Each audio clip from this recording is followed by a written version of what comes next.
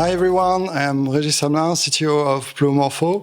I want to wish you a very warm welcome for this first edition of the DIH² Factor competition.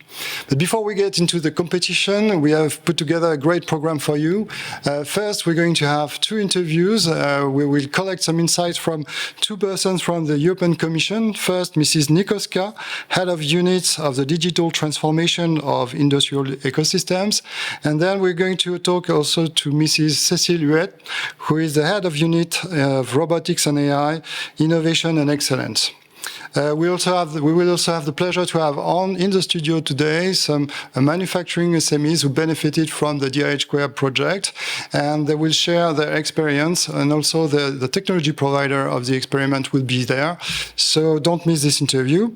To start with, I want to come back on the DIH² project, and today on the set with me, I've got Dr. Ali Mohamed. So good morning, Ali. Welcome in the studio. Good morning, Regis. Thank you for having me here. Thank you. So you are the head of robotics system at European Dynamics. So this is a company, software company, which is making a lot of R&D in many different areas. And you are more specifically in charge of the R&D activity in robotics. But one of your many talents is that you know how to gather people around a common goal. And that's how you have built the DIH² projects. So it was a long time ago, because the project is now more than 4.5 years. So could you tell us more about DIH²? What is it? What was your vision when you started the project?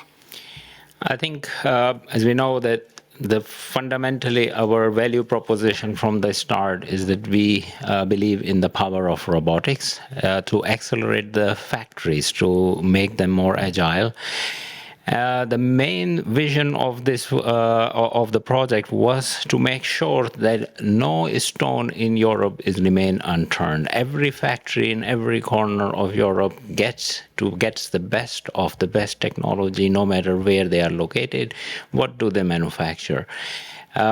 No startup, no matter which part of the Europe is located, should be left out and have the opportunity to be scaled up and to be visible to every other possible opportunity. I think that was the vision, and that's what we have been trying to realize. Yeah, thank you.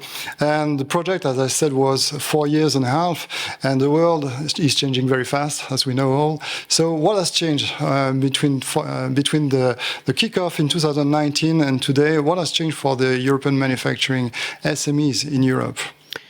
I think if you look at the manufacturing scene, a lot has changed actually in during this time period. I think we all went through the COVID, which really changed the entire understanding for the whole manufacturing value chains.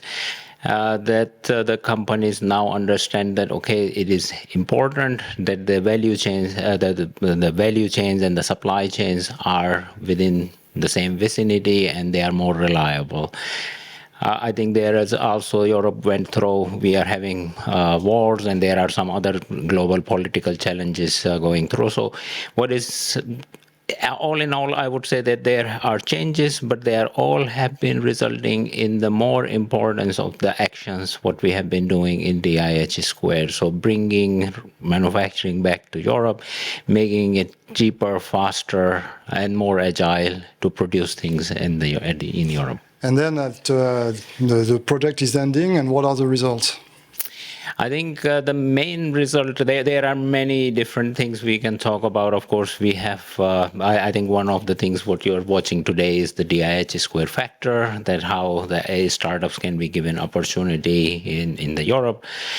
We have conducted many experiments, but I think the main result is the dynamics we have created, is the big wave we created with the stone we threw in this ecosystem, which has triggered this ripple effect, where we are now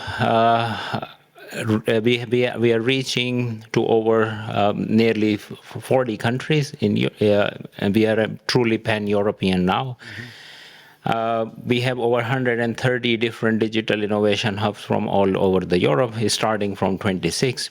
So I think the main result, which is the wave we have created, which is actually picking up more and more momentum as we are going forward. So I think we can only expect even better things in the future.